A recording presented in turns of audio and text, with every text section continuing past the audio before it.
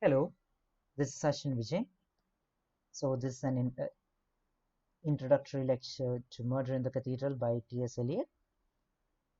We have began the discussions about T.S. Eliot and Murder in the Cathedral before in class, but let us start from the beginning. And here is uh, a general introduction to the play. You know about T.S. Eliot and Age of Modernism already. Let us look at what led to the origin of this play and what are some of the major characteristics of the play that we need to know about. To begin with, how did the play come about? It was commissioned by George Bell, who was then Bishop of Chichester, in 1935 in order to be played at the Canterbury Festival. And for the occasion, T.S. Eliot, Mr. Eliot to chose the subject of Thomas Becket's martyrdom in the 12th century as the subject of the play that he was commissioned to write. So, a brief about the martyrdom of Thomas Becket. We have already seen in this video that I have shared with you about the biography of Thomas Becket. He was the Archbishop of Canterbury. He was the Archbishop from 1162 to 78 whole years and was murdered on 29th December of 1170 by four knights. These assassins were claimed to represent the king, Henry II. This event was a culmination of the conflict between the crown and the church. While Thomas Becket was a great friend of King Henry II in their youth, he was also chancellor to the king. But once he took up the position of Archbishop of Canterbury, in order to defend the interests of the church, he had to go against the interests of the crown. So this led to a conflict between these two individuals who had a lot of love for each other in their youth, and they fell out. And this assassination was a result of this conflict. These four knights who claimed that they were carrying out the will of the king, who shouted loud, claim that they were carrying out this for the king, just misconstrued the words of the king, who was interested in having Thomas Becket removed from the picture, but not the way it has played out. Almost all the records of the martyrdom of Thomas Becket are by the um, sympathizers of the church. So all of these have a bias towards Thomas Becket, and Becket came to be regarded as the God's champion for his work of defending the church and also for the way he was martyred. So all the historical records that are available for us per usual 800 years down the line are uh, are by church sympathizers, and T.S. Eliot uses these records in order to um, base his play about Thomas Becket. So his choice of this particular theme is not merely accidental.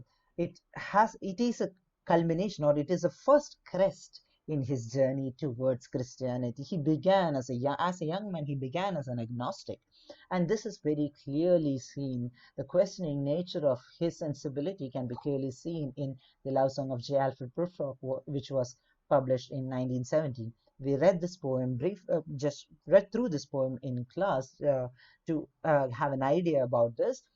He poses the problem of the purpose of life in this poem. So he is trying to formulate the ultimate question, the question that the most important pertinent question, but he's unable to formulate it because he could not dare himself to challenge the universe. This is a question he feels, at least the character Prufrock feels, can be answered only by Lazarus, who has come back from the dead. So there are answers to his spiritual question that can only be um, gained after death. Only some kind of knowledge that you have to go to Dante's purgatory to collect, and only if you come back to the realm of life, you will be endowed with that kind of wisdom and knowledge. So this is the beginning. This is the beginning of Eliot's spiritual journey. And then we see in The Wasteland, which you have already studied, which was published in 1922, he is vaguely formulating the question and the solution. He is looking at the despair that has been sought by the modern civilization, and is looking at the uh, Eastern religious traditions, and there are a lot of Christian symbolism in the poem, but it is at the end of the poem, it is the religious and uh, spiritual ideas of the East that offer some kind of solution, some kind of solace. He plays with various ideas of the solution to the same pertinent question, the spiritual question of what is the purpose of life, in his two poems, Hollow Men and Aswin, as well as in his first place, Sweeney Agonistus. In all these, he uses various Christian prayers and Christian biblical quotations as part of the poems, or as epigraphs, in order um, to find the solution. These are suggestions of a solution to the problem that he's uh, posing himself with. And it is in 1934 that he is turning towards a truly Christian solution in the rock in Christianity, St. Peter, the rock on which the Church of Christ was founded on. So it is another biography of a Christian, truly Christian figure, and the truly Christian solution is first looked upon in the rock, which is a fragment of a play which was published in 1934. It was also a commission. When in 1935 he was commissioned Murder in the Cathedral, he comes back to this Christian solution. He comes back to a Christian religious figure, and Christianity becomes the overwhelming answer to the question of spirituality. So Christianity offers. He comes to the. He Christianity offers a solution to the problem that he is trying to deal with. He discusses in the cathedral various uh, questions of what it means to act, what it means to suffer, and how does all this match up in the greater plan of God.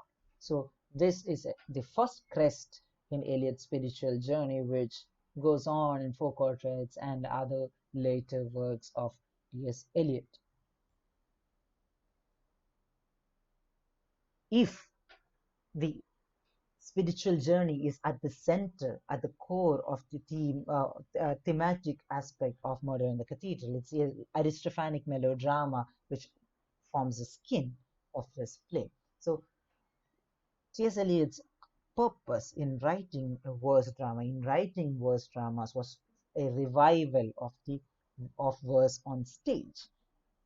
He, he had seen a lot of contemporaries and playwrights who had come just before him, big names and small names alike, attempting to reanimate the corpse of the Shakespearean verse drama. They have all failed majestically and in trying to imitate the Shakespearean kind of verse drama. So he decided to look further back into the Greek models of verse drama, and it's a Aristophanean model that he uses in Sweeney Agonistus and perfects in Murder in the Cathedral and his later plays. One of the major characteristics is the use of chorus, and he also couples this use of chorus with the jazz rhythms in Sweeney Agonistus. But use of chorus is an Aristophanean characteristic, Aristophanean melodrama's characteristic that um, Eliot adapts for the 20th century. So he uses the women of the village as the chorus for Murder in the Women of Canterbury becomes the chorus the uh, in Murder in the Cathedral. So farce combined with terror or gruesomeness is another characteristic of Aristophanic melodrama, which you see the terror and gruesomeness of the murder of or the assassination of Beckett here, but the farcical element, the laugh out loud slapstick element of the Aristophanean drama is kind of missing in this particular play, but is seen in, say, Sweeney Agonistus and some of the other dramas of uh, T.S. Eliot. Religious and ritual characteristics and purgation and renewal are somewhat connected to each other. So themes of Greek plays were chosen. Greek plays were, as you should already know, Greek plays were played in the uh, had a religious and ritualistic connotation because they were performed in welcoming spring and renewal and agricultural prosperity. So they thought that these men had the belief that certain of their actions, the right kind of actions, would lead to right kind of rewards. So this ritualistic practices, then the religious core of these rituals is reused by uh, reused and adapted to the 20th century by Eliot.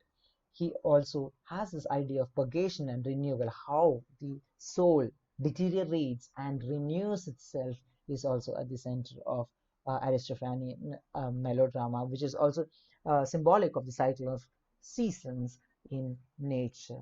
So this is the Aristophanic melodrama is the core, that is the skin that he uses to cover the core of his spiritual question and spiritual journey in Murder in the Cathedral. We have to also look as a closing in closing, we have to look at the literary relation of this play with other plays and works of literature. Sophocles' Antigone also deals with the theme of conflict between a spiritual order and political order when Antigone goes against the king and when she wants to bury the body in according to the right religious and spiritual traditions and practices, while the king orders against it. So this conflict is also carried forth in this, but in Murder in the Cathedral by Eliot. Geoffrey Chaucer's Canterbury Tales is again another play set in Canterbury, or in a journey towards Canterbury, where a group of pilgrims are going to worship at the altar of Saint Thomas Becket, who had um, uh, who is one of the most revered of English saints. Becket is a play by Lord Alfred Tennyson, and Jean Anouilh, a French dramatist, also has a play by the same name. So this is also in the tradition of all these plays that Eliot is writing Murder in the Cathedral. So let us take a deeper look into the play. First, read the play, and if possible, also watch the film that is also provided here, which portrays the events of the play. Thank you.